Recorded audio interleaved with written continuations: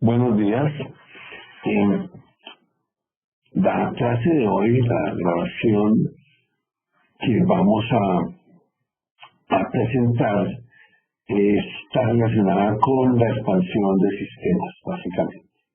Y yo diría entonces que hay dos formas, o dos formas básicas de enfrentar el problema de expansión de un sistema con modelos matemáticos. Uno es inventarse el modelo matemático básico que hace la expansión, que hace toda la expansión, que considera todo lo que se debe tener en cuenta y que me da una solución. Hay otra forma que me parece más coherente porque es una forma de aprendizaje del sistema, que es simplemente el proceso de expansión. Hay que mirarlo que es como un proceso. Es como un proceso en el cual yo voy ganando información que al final me permite a mí tomar la decisión correcta, mirando todos los aspectos o la gran mayoría de aspectos que yo tengo que considerar en un proceso de expansión. Entonces, como ejemplo de un proceso que es el que vamos a analizar hoy, en otra clase se analiza un modelo de expansión como tal. En el caso de un proceso, voy a tomar como referencia el caso de la expansión del sistema peruano de transmisión de electricidad. Primero que todo, pues es fácil tomarlo, puesto que no hay información restringida. En el sentido de que, mire, esto es público, y bueno, que lo primero que vamos a tener que hacer es, y que hay que valorar y que me parece interesante, esto es una ley de cómo se debe hacer la expansión en Perú. Me parece un punto de vista atractivo, es transparente, en teoría es totalmente transparente, porque la gente puede ver qué es lo que se está haciendo, puede opinar y finalmente pues conocer sobre esta gente. Normalmente las expansiones, principalmente en el caso de un sector eléctrico, pues las tiene que planificar el Estado. Y en sectores eléctricos liberados para los agentes generadores, entendiendo un mercado liberado como aquel en que los generadores se ubican donde más les conviene, siempre y cuando cumplan con todos los requisitos que tiene la ley para que se puedan dar los proyectos, o sea, con autorizaciones ambientales y fundamentalmente.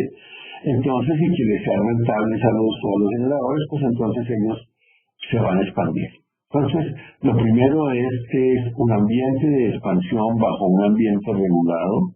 En la transmisión se lo debe hacer el COES, básicamente en Perú, que es el despachador, es el responsable. En otros países pues se tienen otro tipo de organizaciones, pero entonces él es el responsable de expandir la transmisión, y los agentes son libres en que son los que van a tomar la iniciativa de dar esos proyectos, y yo tengo que desarrollarles un sistema para esos proyectos. Puede que haya una ley ya en cómo los uno, pero por ahora nos vamos a concentrar en el plan de expansión que tiene que hacer el COES, el despachador peruano, cada 2 años. Entonces vamos primero que todo a revisar el proceso. Entonces, si yo voy a definir un proceso, lo tengo que diseñar y tengo que garantizar que funcione. Entonces acá está el fundamento de este proceso que vamos a aclarar. ¿Sí? A formular adecuadamente el problema en términos de opciones, incertidumbres y atributos. Crear una base de datos y expandirla de opciones, incertidumbres y atributos, y expandirla a efectos de obtener información representativa de un número importante de escenarios. O sea, tenemos el concepto de escenarios. Efectuar el análisis del trade-off. Después vamos a ver qué es lo que están llamando análisis del trade-off y una interpretación que yo tengo de cómo lo puedo ver con tecnologías, digamos, más socializadas. En caso de encontrar soluciones, hacer un análisis de máximo arrepentimiento. Estas son las 4 etapas. Entonces, las 4 etapas yo las tengo que cumplir Entonces, lo primero es que yo voy a tomar unos escenarios de referencia y voy a tomar el modelo Perseo. No, primero estamos hablando del proceso original que nosotros participamos en este proyecto en hacer el software para el CODESTINAC en el año 2014-2015. Entonces, el proceso anterior era esto hasta ese momento, hasta que se aprobó el cambio. ¿Sí? El cambio fundamental es que se crea un modelo que se llama el modelo MATLAN, que es básicamente el mismo Perseo, pero con ciertas características orientadas, o sea, desde el punto de vista de números debe dar el mismo Perseo, y desde el punto de vista de velocidad de ejecución necesitamos un super Perseo. ¿Por qué? Porque para poder hacer análisis, una de las cosas que ya vimos es, pues, si yo voy a hacer análisis de escenarios, y yo pienso que mi capacidad en el computador es analizar 5 escenarios, que era lo que podía analizar el problema de mi tesis de grado hace 40 y pico de años, pues mira, eso es un juguete, con eso así no es. ¿Eh? Entonces, lo primero, lo que hay que pensar en todo este proceso es en velocidad. Entonces, por dicha razón, entonces, se contrata un modelo que sustituye el Perseo, pero que tiene que dar los mismos resultados que el Perseo, porque eso es lo que dice la ley, un modelo de despacho óptimo que tenga estas características. Después viene, fíjense que todo esto dice, lo vamos a ver, está normado, viene una interpolación óptima de superficies de respuesta, que vamos a aclarar qué es lo que es. Luego entramos acá al negocio de generar el trade-off, que son realmente unas curvas de indiferencia, unas curvas de indiferencia, unas curvas de eficiencia Pareto, ¿sí? Con las cuales yo voy a determinar la conveniencia o no de los proyectos. Y finalmente, si hay un proyecto dominante, pues pasa a ser parte del plan robusto, ¿sí? Y si no es dominante, pues yo tengo que seleccionar de aquí los que son posiblemente los que yo considero que deben ir, y les voy a aplicar una metodología de minimizar el máximo arrepentimiento para generar lo que voy a llamar el plan óptimo de expansión. Este plan óptimo de acá es fundamentalmente, esto es lo que yo busco, que sea robusto. Es importante, lo veremos en otra clase, que el concepto, la diferencia entre un concepto de optimización estocástica y optimización robusta, porque es importante y tiene que ver con todos estos temas. Entonces, de esta forma, nosotros ya tenemos un proceso, ¿sí? En el cual se van a dar escenarios, los escenarios hay que parametrizarlos, ¿sí? Y luego se entra a un proceso de análisis de decisión. El análisis de escenarios está normalizado, y ahí está en la parte de izquierda, está pues la parte de la ley que define cómo se hace eso. O sea, es la ley. Por lo tanto, hay que respetarla. El mod plan, realmente, los escenarios los tiene que seleccionar quién.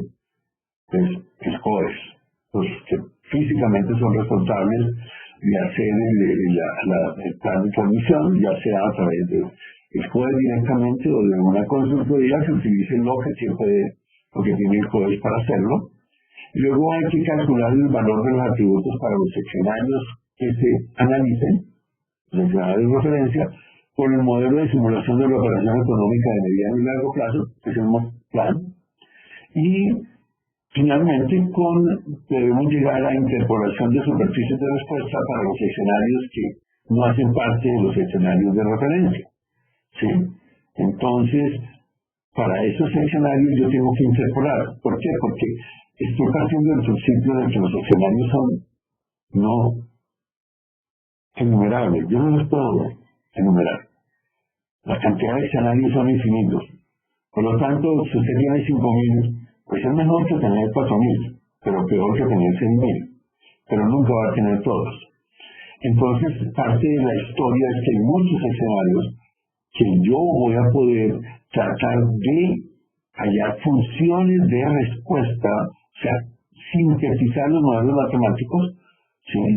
Como sintetizarlo de tal forma de que yo represento todo a través de una función y me evito la corrida del modelo matemático. Entonces ahí, ¿qué casos que yo el comienzo? Hay que dar un sistema totalmente normalizado. Para poderlo normalizar, pues yo tengo que tener códigos, ¿sí? Entonces yo tengo que ver qué es todo lo que va en el escenario. Entonces, lo primero que tiene este modelo y que la exigencia es que los escenarios pues pudieran ser todos los que se le ocurrieran al CODES, y realmente no los que se le han ocurrido, sino los que se le pueden llegar a ocurrir. Eso es lo primero que necesitamos. Entonces, el costo de los combustibles era uno de los de un posible escenario, medio, alto, bajo. La inversión media, optimista, pesimista. Ese es el costo de desarrollo de las líneas. Va a ser la media, va a ser muy barata o van a subir mucho los precios. La convergencia con el tercero es el modelo de referencia, ese realmente no entra para variar. Las condiciones de despacho es, oye, ¿cómo es el modelo cuando lo miro con la parte de cuánto me están interviniendo las líneas de transmisión en el costo? Sí, puesto que todo línea de transmisión que entre en restricción me está generando sobrecostos necesariamente. ¿Sí?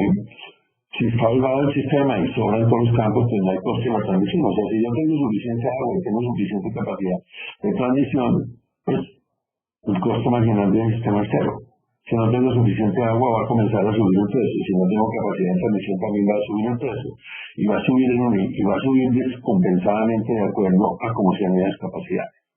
La hidrología, entonces, seca, medida y húmeda. Los planes fuertes están relacionados fundamentalmente con las expansiones, ¿sí? Si van a ser grandes o no, ¿sí? Y eso es básicamente los planes de los generadores. Es muy importante cuáles son esos planes y yo los voy a categorizar. La exportación a Brasil es importante. Cuando miramos la topografía de Perú, pues vemos que en la mitad está la sierra, los proyectos de generación están sobre la sierra, caen a la costa, la gran mayoría, pero otros caen al Amazonas. En el Amazonas pues hay una gran cantidad de potencial de los ríos que fluyen por el Amazonas, pues son mucho más grandes que los ríos que fluyen por la costa, y yo y hay un potencial mercado que es exportado a Brasil, pero se está haciendo desde mi territorio, por lo tanto yo tengo que facilitar qué voy a hacer con esa exportación a Brasil. Y si el plan va a ser fundamentalmente térmico o si va a ser hidráulico. Entonces, como que yo tampoco lo puedo definir porque es incertidumbre. Acordémonos que los generadores aquí toman su propia decisión.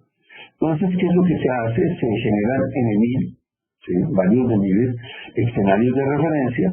Se utiliza un despacho determinístico para cada escenario, o sea, si tengo 1000 escenarios, corro 1000 problemas que no tienen coordinación, que son paralelos. Entonces tenemos un esquema paralelo estocástico, porque que es el que yo apruebo para el largo plazo. Si yo voy a hacer cosas de mediano plazo, yo tengo que preocuparme de cómo son todo unido en el corto plazo, cómo vienen los costos marginales y respetar un poco de cosas de corto plazo. Pero a largo plazo, y este es un plan de expansión, pues mire, yo lo que tengo que analizar y barrer qué es lo que me puede pasar, y los escenarios me dan a mí los escenarios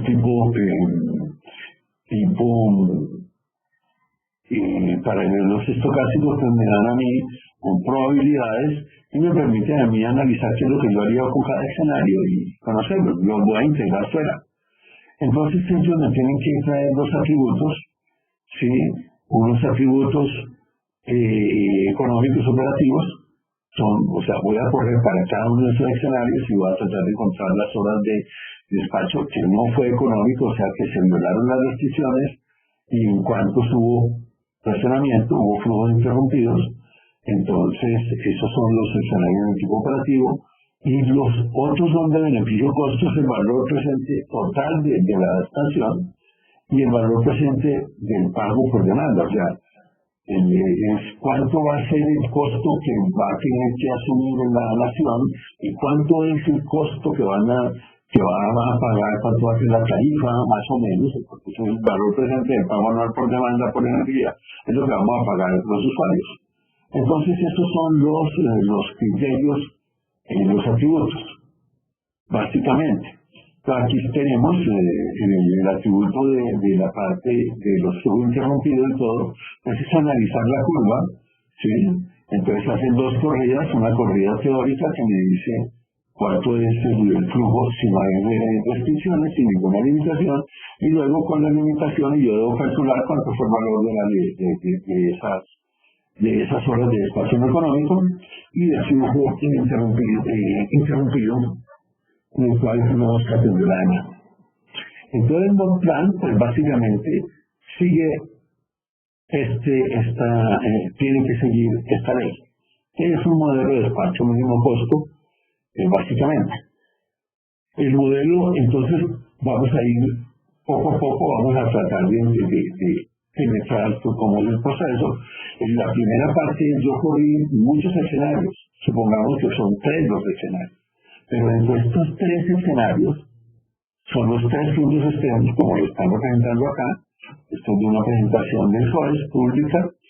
Entonces, lo que realmente yo asumo no es que, mire, todos estos son los escenarios, acá hay muchos escenarios entre estas posiciones. Para cada posición, pues yo puedo tener estos escenarios. Yo corrí algunos de ellos, pero yo necesito una función de respuesta que me dé para todos, porque es que yo soy consciente de que realmente el número de escenarios es infinito y que yo tengo un número finito que es sobre el cual puedo hacer la optimización, ya que al final viene entonces el final de todo esto pues va a ser producir los atributos de cada uno de estos planos para ver cuál es el que me convence. O sea, yo voy a mirar todos los planes que yo tengo acá, los escenarios, y acá con esos escenarios pues tengo proyectos, esos proyectos que son un conjunto de proyectos. Yo no tengo el proyecto, sino tengo un conjunto del proyecto, y entonces con esos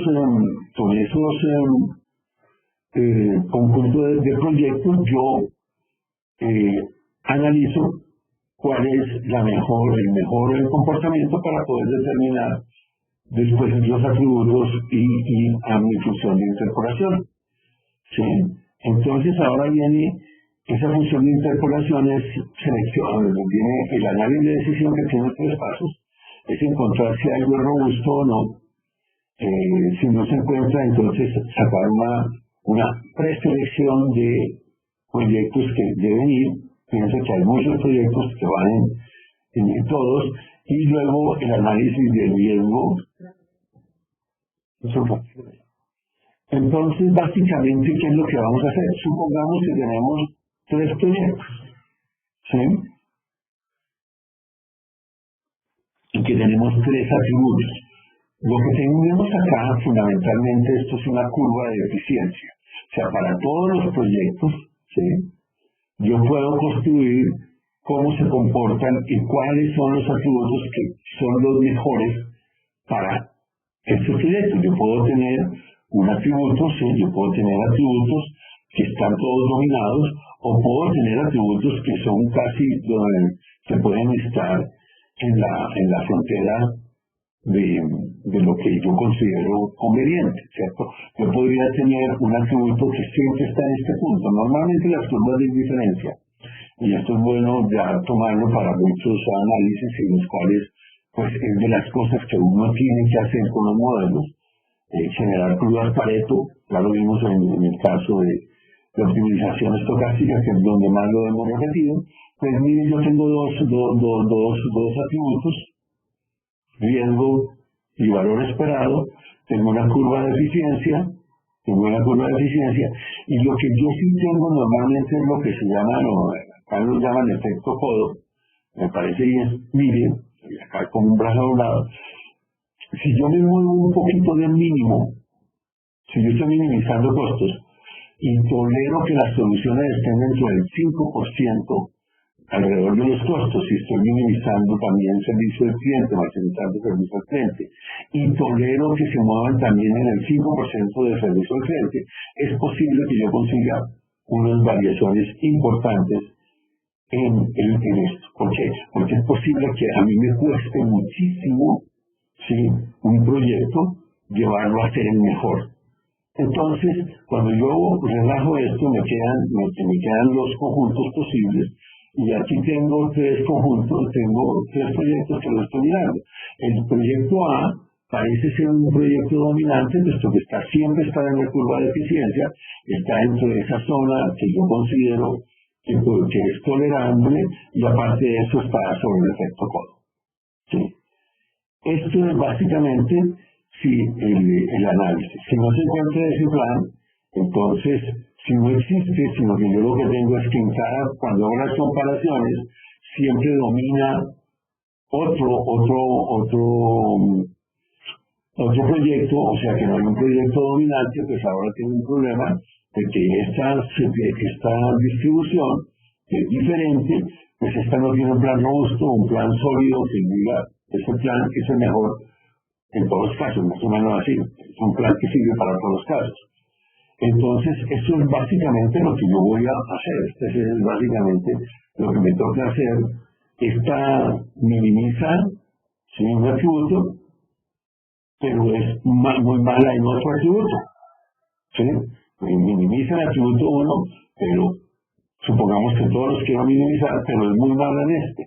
Y esta solución es lo contrario de esta. La curva que yo construyo con toda esta solución es lo que se llama la curva trade-off, ¿cierto? Y esta es una solución de compromiso en que no es la mejor en ninguno de los dos casos, pero es buena en el peor caso. Eso es básicamente la metodología de trade-off. Estas curvas se pueden generar con otra metodología, que es lo que es la metodología DEA, que vamos a hablar. Entonces, yo estoy buscando mi solución robusta, eso es lo que yo quiero. Entonces, ¿cómo la hago? Pues yo tengo que trabajar a partir de un problema que me va a meter todas las funciones de respuesta para todos los potenciales escenarios, y yo voy a poder ver si me sale este producto. Este modelo es que ellos llaman de trade-off, y es un modelo hecho específico. Pero hay una teoría, una metodología muy estudiada que hace lo mismo, que tiene la misma filosofía, que es lo que se llama Data Environment Analysis. Data Environment Analysis lo que está buscando es esto mismo, es encontrar cuáles son las curvas de eficiencia y cómo es, y qué elementos están sobre esas curvas de eficiencia. Es socializado porque tiene un marco de producción único. Este es el trade-off que se pone, es un modelo de Siemens, y que tiene una forma de cómo hacerlo. La DEA, la ventaja, esto no sé, simplemente nosotros lo comentamos porque nos parece, tiene la gran ventaja de que es una teoría socializada.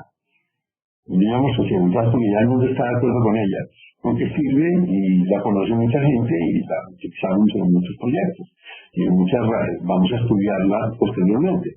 Pero básicamente, ¿cuál es el problema que tiene EDEA? Es que ellos tienen lo que es una DMU, que es una unidad de decisión, que es una DMU, una sucursal de un banco. Ahí hay decisiones. Entonces esa DMU pues tiene un input y tiene un output. La eficiencia pues va a ser la relación entre output y input, pero esto yo puedo tener múltiples inputs y múltiples outputs, esto no es tan sencillo. Entonces ya tengo un problema. Lo que yo quiero es hablar de eficiencia. ¿Por qué? Porque estoy preocupado de que todas las DMU no son iguales. O sea, estos proyectos que yo tengo acá, estoy analizando para tratar de conseguir la curva codo, la curva de eficiencia, pues miren, no todos son iguales, por lo tanto no es fácil todos tienen diferentes formas de responder, tienen énfasis en diferentes cosas, se les da mal, unos cuestan más, otros cuestan menos, tienen una complejidad. Y cuando yo tengo eso, la comparación es complicada. Entonces lo que hace DEA es simplemente, miren, en el caso de los bancos, pues si usted tiene 25 sucursales y usted quiere saber cuál debe ser la sucursal ideal, o qué tiene de referencia. Lo que tiene en la realidad es que tiene 25 sucursales. Unas sí son más grandes que otras son muy pequeñas, tienen muy pocos metros cuadrados. Una está en la zona rica de la ciudad, otra está en la ciudad pobre. Unas son lujosas y otras no son lujosas. Unas tienen gerentes con doctorado y otras tienen gerentes simplemente de carrera básica. Tienen miles de características y las tengo que comparar. O comparar jugadores de básquet. Pues mire, yo tengo un jugador de básquet que mete muchas canastas, pero que no hace ningún corte de rebote. En los rebotes todas las pierde. Pero tengo otro jugador que es lo contrario, que no mete canastas, pero que es un terrible defendiendo y siempre consigue los rebotes. Sí, y entonces, ¿cuál es mejor? Pues está bien complicado cuál es mejor. Si yo consigo uno que sea mejor en rebotes y en canastas, pues ese va a ser el mejor, pero resulta que tal vez hasta físicamente deben ser diferentes. Entonces, eso es lo que trata de hacer DEA, es analizar esto. Básicamente, le entran en lo que le entra a DEA, ¿sí? Fundamentalmente son unos símbolos que pueden ser muy variados, ¿sí? Y tienen unos autos que también pueden ser muy variados. Este es el caso, por ejemplo, del banco, una unidad productiva de otro tipo. Pero si yo lo miro para el caso de los proyectos, pues yo tengo dos criterios, ¿sí? Acá, los criterios de beneficio-costo es lo que yo le meto. O sea, ¿cuánta plata le va a gastar usted cuánta plata va a gastarle usted al proyecto, a esto? Eso viene por el valor presente neto y cuánto le va a cobrar a la gente por esa energía. Pues lo que yo estoy esperando, pues ojalá que esto sea cero y esto sea infinito. O sea, y esto que es el servicio al cliente, lo que entiende, lo que entrega, son los criterios operativos, pues mire, lo que yo estoy buscando, ¿sí? Fundamentalmente, lo que yo estoy buscando es que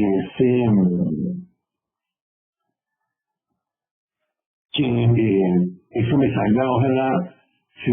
Que no haya racionamiento, que no haya flujo interrumpido, todo eso. Esa es la forma como se va a analizar y eso es lo que produce el trade-off. Y eso es lo que hace DEA, básicamente. Y ahí está, lo vamos a ver posteriormente en la clase. DEA tiene una ventaja sobre el trade-off, en mi opinión. Yo estuve leyendo todo lo del trade-off. Y DEA es socializado, DEA es un modelo matemático. Si yo pongo DEA, no hay ningún tipo que hizo nada raro ahí, resolvió ese programa matemático. Los modelos de DEA son modelos matemáticos, pues hay variaciones, pero son públicas, son conocidas. Y es un modelo matemático que se puede resolver y que nadie le puede meter la mano. Ese es un modelo matemático. Puede tener degeneraciones, puede tener otras cosas, pero como es un modelo matemático que tiene esas ventajas de que quita la opinión. ¿Sí? Por lo tanto, yo podría generar esas curvas de eficiencia para los proyectos con base en DEA, fundamentalmente. ¿Sí? Entonces, ahora viene el análisis de riesgo.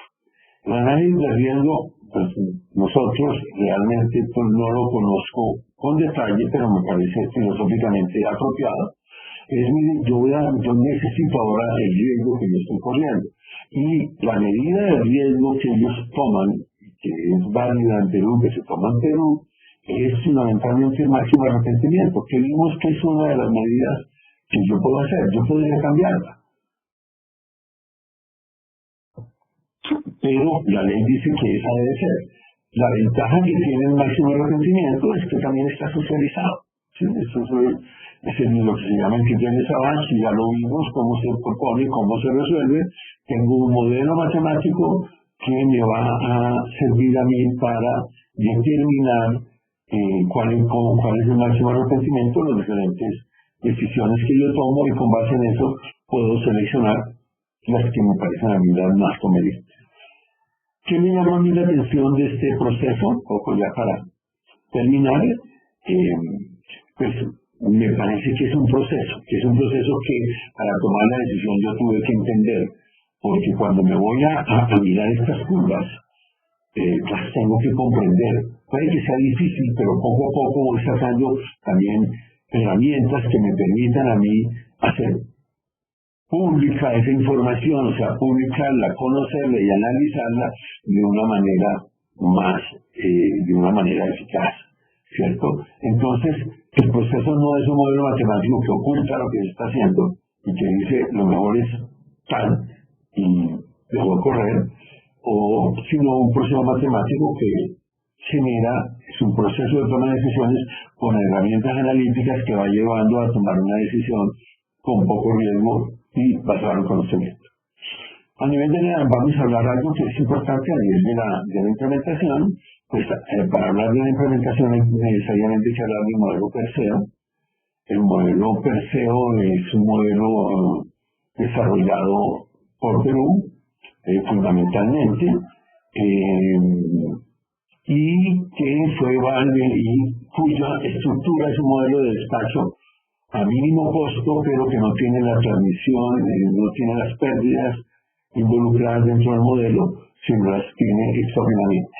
Es un modelo que estaba construido, la versión de ese modelo,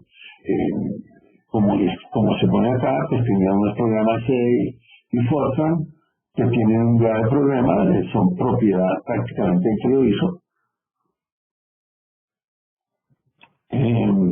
Utiliza como herramienta de optimización Simplex, entonces forza a todos los que van a utilizar esa versión a comprar Simplex, $15,000, y bueno, y tiene todo un proceso de entrada y de salida básicamente de esa forma. Lo que tenemos acá es que el modelo pues tiene que trabajar para resolver un caso, no se resuelve el modelo per se, no corre y termina, sino que corre múltiples, le toca hacer iteraciones hasta que termine y consigue cierta convergencia con la pérdida. Siempre esta solución va a ser una solución subóptima con respecto a un modelo que incluye las pérdidas ante el movimiento. Acuérdense, como norma básica, toda coordinación de modelos da soluciones peores que los modelos integrados. Entonces, hoy en día el modelo Perseo no lo conozco con detalle, pero está disponible, es público, que es una de las cosas que cuando hemos hablado de reglamentaciones debería ser, es que pues si se haga o no el modelo Perseo, eso es una decisión del gobierno peruano. A mí me parece que está bien, el modelo es público y le cuesta a un usuario $3,000, $3,200 la versión mínima, digamos, para poderlo correr, porque lo puede correr con software GNU, se demorará más tiempo,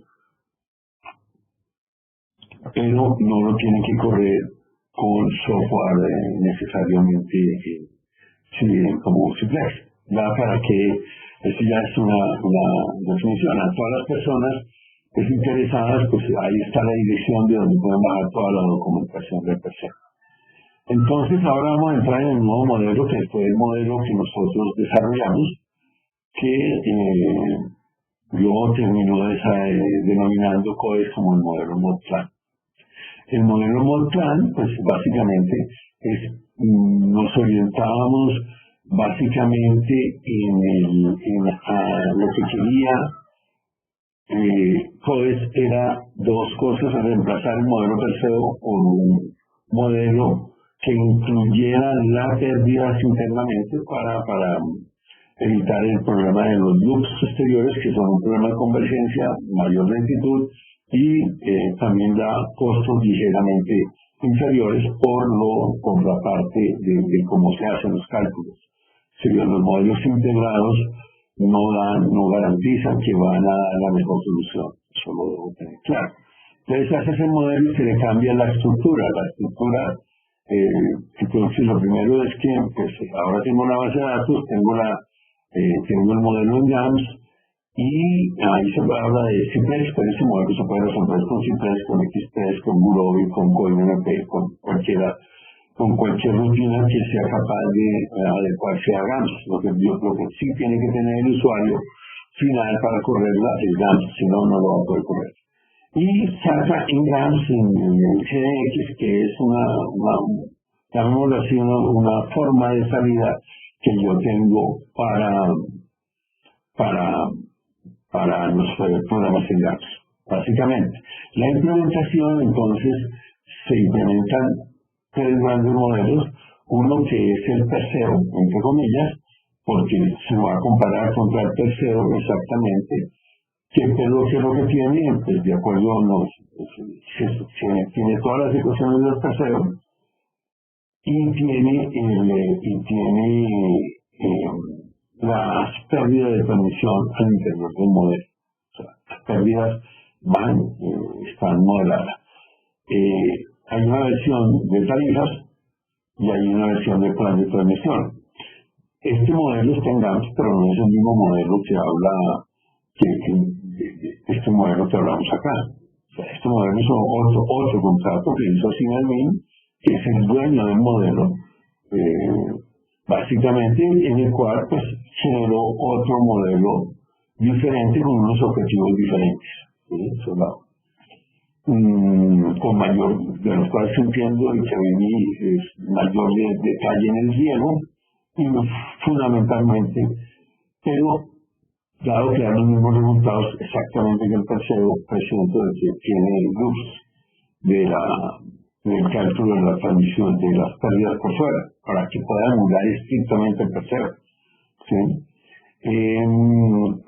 El modplan, pues es el que hace el plan de transmisión y un módulo modplan atributos, que es el que una vez se tienen los resultados del modplan, entonces se calculan todos los atributos y se almacenan en toda la base de datos, que puede estar en Excel o puede estar en Oracle. Tiene los tres módulos, tiene una topología bastante complicada, porque en Perú pues, la topología principalmente en el modelo hidráulico es compleja, ¿sí?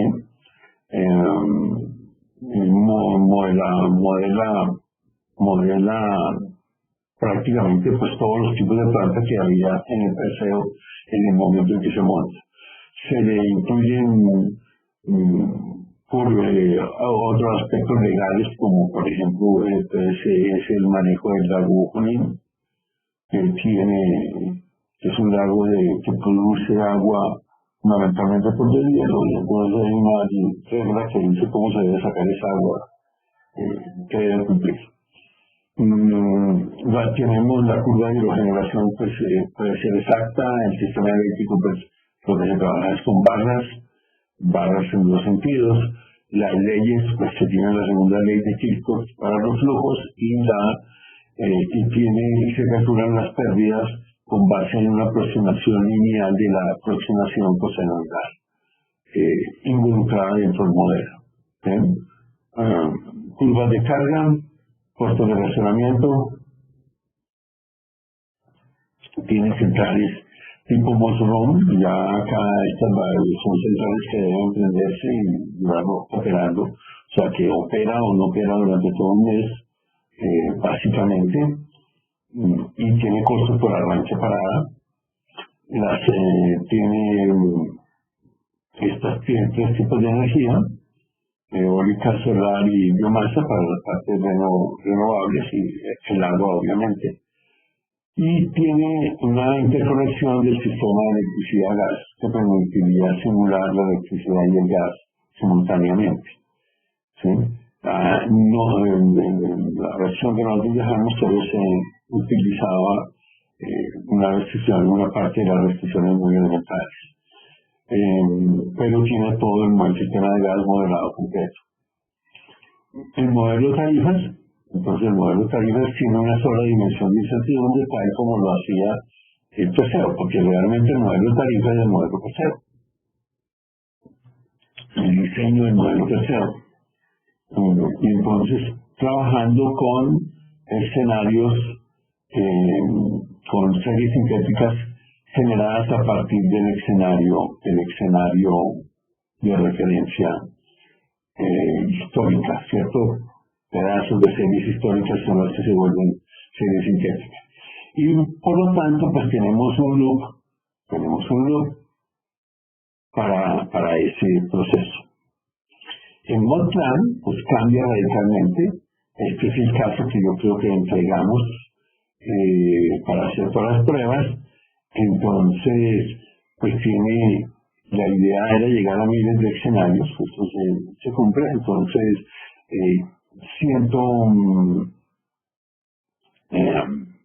tenemos 330 escenarios en total.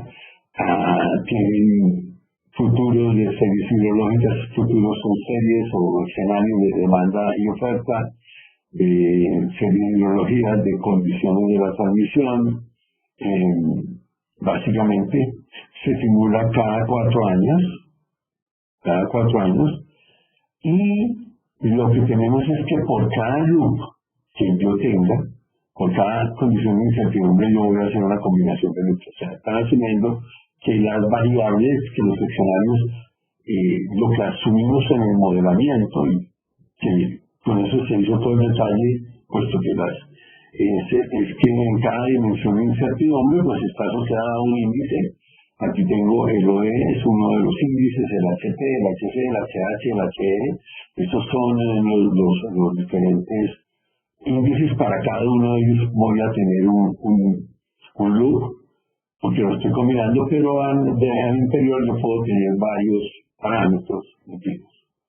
Y entre atributos se calcula básicamente esos atributos que están exigidos en la ley para poder hacer el trade-off, ¿sí? Entonces, en un modelo sin paralelismo, pues básicamente, como es el caso, por ejemplo, de tarifas que no se corre con paralelismo, entonces pues yo tengo que hacer los loops y tengo que hacer la recuperación y el lanzamiento de los loops. Es importante, en la parte paralelo vamos a tener que mirar después lo que significa esta instrucción para las personas que trabajan en ganchos, que va a ser sobre otro tema que tenemos que mirar de ventas. Obviamente cuando se mira con paralelismo y sin paralelismo, los casos sin paralelismo deja la máquina desocupada. Aquí vemos el CPU y cuando yo le meto paralelismo, pues la máquina está ocupada al 100%. Realmente estamos corriendo una implementación paralelo estocástica. Sí, o sea, múltiples, 5.000 escenarios que son 5.000 problemas independientes. Estos problemas no dependen uno del otro, o sea, son independientes entre ellos. Al ser independientes entre ellos, ¿sí? Entonces yo los puedo correr todos simultáneamente. O sea, no podría tener 5.000 máquinas y correr unas 5.000 máquinas. Lo que no tengo son 5.000 máquinas, tengo 5.000 procesadores, tengo una buena cantidad de procesadores. Entonces es importante de los procesadores varias cosas que tenemos que tener en cuenta. ¿Cómo los voy a manejar? ¿Cuántos procesadores voy a utilizar? ¿Cómo los voy a manejar? Y hay otra parte que es fundamental para tener una buena solución paralela, es la cantidad de RAM. O sea, si yo meto infinito número de procesadores, lo más seguro, con una altísima probabilidad, es que usted va a tener que el modelo se tranca por exceso de memoria requerida, porque es que para cada procesador necesito memoria. O sea, el recurso conjunto completo es procesador y memoria. Nosotros, para el caso en general, yo he comentado que yo tengo un número que es 4 megabytes por cada procesador, pero eso es un número sacado de la mente. ¿Cómo se controla esto? Pues se controla a nivel, aquí ya para aprender un poco la idea de esta parte, pues cómo se controla todo esto. Pues ahí, a nivel de semáforos, hay un lanzador de problemas, O sea, yo tengo que tener una parte del código que lanza los problemas y tengo que tener otra parte del código que recupera los problemas. Si yo tengo 12 procesadores que voy a dedicar a controlar la solución y tengo parte de eso un problema mixto y tengo, entonces pues es posible que yo diga, si tiene 12 procesadores vamos a dedicarle 6 al problema y los otros 6 los van a necesitar otra entidad, se van a decidir para otras cosas. Entonces yo lo que necesito, eso siempre va a tener una cantidad de problemas que voy a lanzar que GAPS me lo hace muy fácilmente, realmente, o sea, lo que hace GAMS me lo hace bastante fácil, no es nada muy complicado, ¿sí? Pero yo tengo entonces que lanzo, luego recupero, y lo máximo que puedo tener lanzado si estoy utilizando 6 procesadores son 6 problemas. Si tengo 100 procesadores, pues tengo 100 problemas que estoy resolviendo. Cuando se termina de resolver un problema, yo tengo que recuperarlo. Entonces, y en el momento en que lo recupero, sí, voy a pasar, en el momento en que lo recupero, pues yo ya puedo pasar a volver a liberar el problema. Entonces cuando yo tengo una solución disponible, pues tengo que avisar y que poner el semáforo, ¿sí? Saber si el semáforo lo voy a cambiar para que esté trabajando y liberarlo, ¿sí? Y tengo que andar manteniendo como saber cuáles son los procesadores que están corriendo, qué problemas están corriendo. Los problemas, pues acá yo tengo que comenzar a pensar de qué manera los voy a controlar, puesto que un problema se puede resolver en 5 segundos y otro problema se puede resolver en muchísimo tiempo más, ¿cierto? Entonces yo tengo, no hay homogeneidad en los tiempos de solución. Y después vamos a mirar mucho cómo es esa cadencia, que son todas las cosas que yo tengo que pensar para que eso sea importante. Por acá ya cerrando este tema, pues tenemos que los loops para generar cada escenario, acá yo lo tengo. Entonces yo tengo los diferentes escenarios acá que se están activando. Cada índice me activa un subescenario. La activación de un subescenario, pues esto sí pues es la forma como yo lo hago en GAMS, pero normalmente lo que yo tengo que hacer una vez activo un subescenario, que lo voy a calcular, tengo que actualizar todos los parámetros que están asociados con el escenario, ¿sí? Y así voy a tener que hacer cada vez que yo, antes de, acuérdense, en nuestro problema, nos vamos a regresar un poquito para tenerlo claro, estamos aquí. Esta es la forma de trabajo.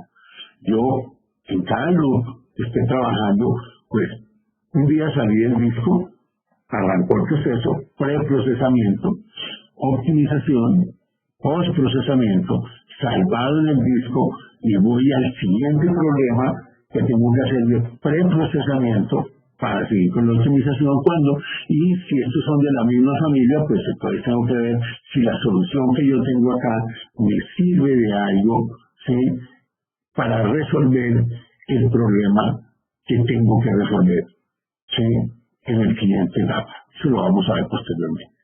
Entonces, yo tengo que hacer el submit del log. Acá lo estamos mandando. Acá tenemos unas variables que tienen que ver con unir el problema a unos indicadores para controlar los semáforos. Básicamente aquí en -1 yo estoy poniendo semáforos pues la cantidad total de que yo tengo libre, lo que nos manejan los semáforos en este caso. Yo lo mando, ¿sí? Y luego tengo un loop de recuperación por cada dimensión. Yo tengo todas las dimensiones, ¿sí? Y lo voy a estar recuperando. Hay unas instrucciones de recuperación, ¿sí? Y tengo que poner que disminuir en 1 los indicadores que me dicen cuántos procesadores yo estoy utilizando en ese momento. Cuando yo hago el lanzamiento, propiamente acá, cuando hago el lanzamiento, yo debo sumar, acá no se ve en el código, pero debo sumar en 1 la cantidad de procesadores que estoy utilizando. Al comienzo 0, se copan, y y luego los tengo que estar recuperando. ¿Sí? Lo de recuperar implica almacenar toda la información en una base de datos, ¿sí? Que yo voy a ir guardando. Ahí tengo el cierre de todos los índices, ¿sí? Y finalmente, pues tengo que tener dónde voy a calcular y todo lo que yo debo sacar, ¿sí? Hacer los cálculos de las estadísticas. Y aquí tenemos que automáticamente se genera todo esto, genera el otro proceso RAMS, que es el del cálculo de los atributos. Cosas que son importantes acá de comentar es que en GAMS hicimos un solo problema para las dos cosas. Eso funciona bien, pero es ineficiente. ¿Por qué? Porque realmente el problema está en dos funciones. Está en una función de o está lanzando problemas o está recuperando. ¿Sí? Y él está dando vueltas y primero va al lanzamiento, o sea, primero va y hace la etapa de lanzamiento de todo lo que puede, lanza uno o dos problemas o cero problemas y luego va a la recuperación, recupera uno o dos problemas o cero problemas y luego va otra vez a hacer el loop hasta que finalmente resolvió todos los problemas. Los tiempos de velocidad pues son satisfactorios, pero lo óptimo y lo lógico en otro es poder tener un proceso que se encarga de lanzar y otro proceso que se encarga de recuperar, de tal forma que el modelo no queda trancado en el lanzamiento, porque ¿qué puede pasar? Si yo estoy acá recuperando problemas, recuperando soluciones, resultados, pero no puedo, así esté liberando mis procesadores, simultáneamente no tengo quien los ocupe. Entonces eso se debería tratar de llevar a uno solo, eso no se hizo en ese momento. El plan 2017-2026 fue hecho ya con el mod plan, se entregó en el año 2015, y acá pues en ese época calcularon 218 escenarios, y esa es la historia de esto. El valor de este proceso, yo lo considero que está en el proceso sí, o sea, la forma implica conocimiento y desde el punto de vista de hacer programas, pues implica también una habilidad de entender primero el paralelismo, cómo es. O sea, el paralelismo es igual para independiente del lenguaje. Después tengo que ir al lenguaje y ver qué es lo que más me conviene. Bueno, con esto terminamos esta clase y nos vemos en la siguiente.